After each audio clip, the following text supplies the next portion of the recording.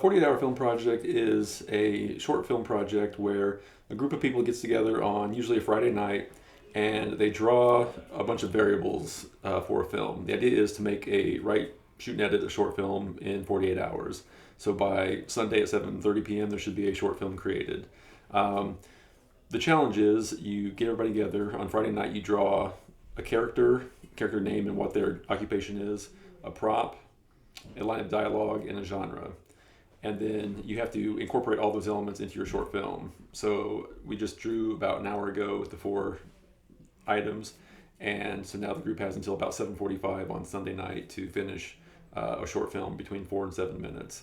And it's kind of just a fun exercise to see how, if you can come up with a good idea in a short amount of time, and an idea that you can actually get done in time as well. So the big challenge is actually not only coming up with a story, but getting it shot and edited in a short amount of time.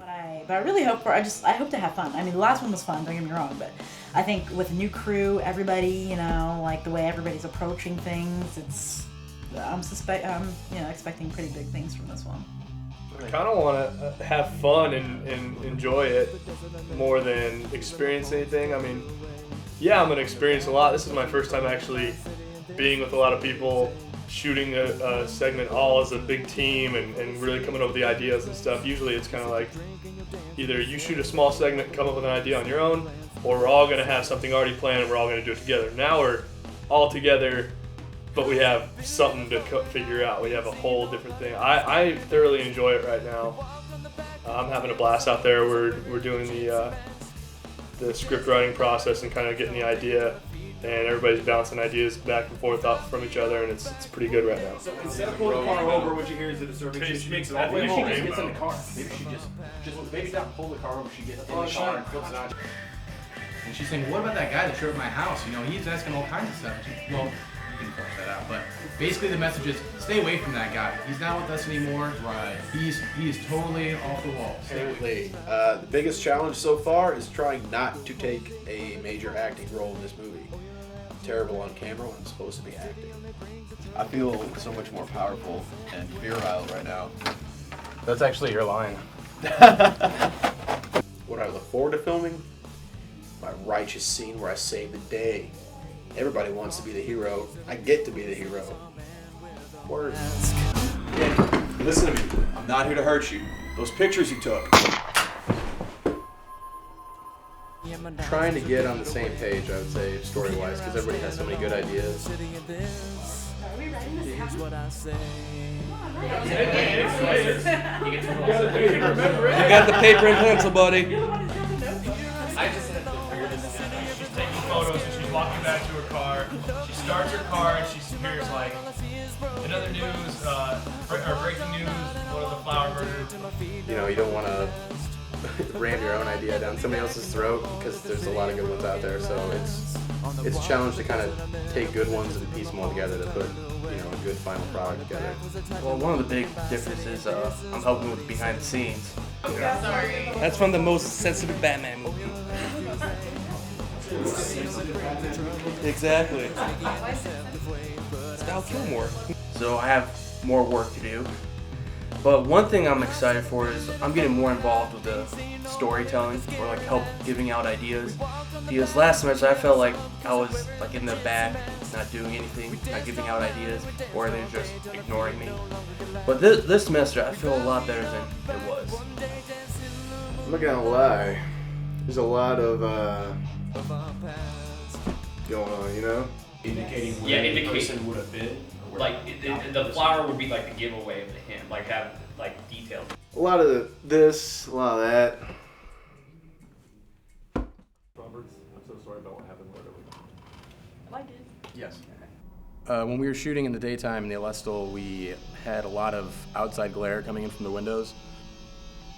So we tried to close the blinds. They weren't really cooperative, and Corey wears glasses, so it was really hard to, mask that because it kept lining right up with his pupils. So we ended up having somebody with a blanket stand in the way to kind of shield him a little bit. So in the end, we made do, and it worked out okay. But reshooting it at night actually ended up helping us avoid that problem. So.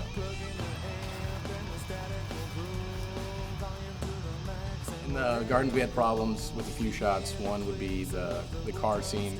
We put flowers on the back of Ashley's car, and we were trying to get them to dramatically fall off, and she took off, but they weren't cooperating, so we basically ended up having her peel out on the curb at the gardens maybe 15 times, only just to do a big U-turn to come right back and do it again. So we were getting some pretty weird looks from people, driving through the gardens, but I would say that's probably the biggest problem that we had in the gardens. Kramer's house, we had a few problems. There was a next-door neighbor that we didn't anticipate being there. He ended up mowing his entire yard, I think, with a weed whacker, so you can imagine that took quite a while. They ended up doing a pretty good job in post-production of working around that. They used some good music to go over the scene, so we didn't have to rely on the audio with a weed whacker going in the background the whole time. Aside from that, it was a pretty tight space. We didn't do location scouting. Kramer had a place, so we used it. When we got there, it was obviously a little tight. We had a lot of people, but I think we made it work in the end.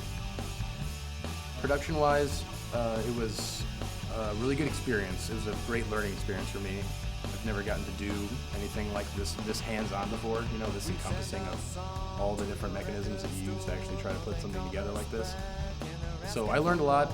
There were a lot of problems, but there were a lot of good things that came out of it too. It was really exciting.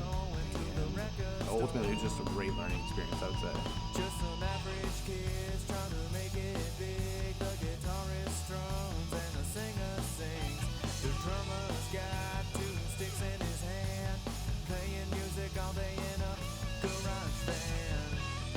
The opening scene, we wanted to establish the killer and I guess how he preys on his victims. So what we did was shoot the first scene, and that's what we led with.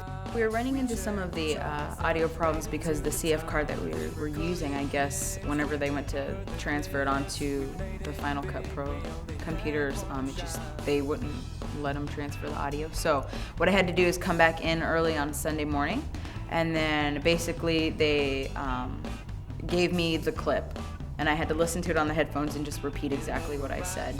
And they fit it in that way and put everything in post and fixed it that way. Well, at the end, it was pretty nice. I mean, I was only there for Friday night because Friday night home base was my house. So obviously, I contributed with that. I helped write the scripts and everything like that. But I actually had to work on Saturday and Sunday, so I wasn't really part of the whole filming and editing process. But I was at least there for, in my opinion, the most important part. Because I actually want to be a writer after I graduate and get my master's degree and all that. So it was really exciting and rewarding for me to actually be able to write the script. I'd say the thing that upset me the most was that we didn't have enough time to put all of our good ideas in. There were some good ones, a lot of them. Have this really dark and scary monologue at the end, how all these victims were. What was my favorite part? It was absolutely rapping. Just to be done, to have it all in the can and walk away from it, let the editors work their magic, that felt really good. Just being done.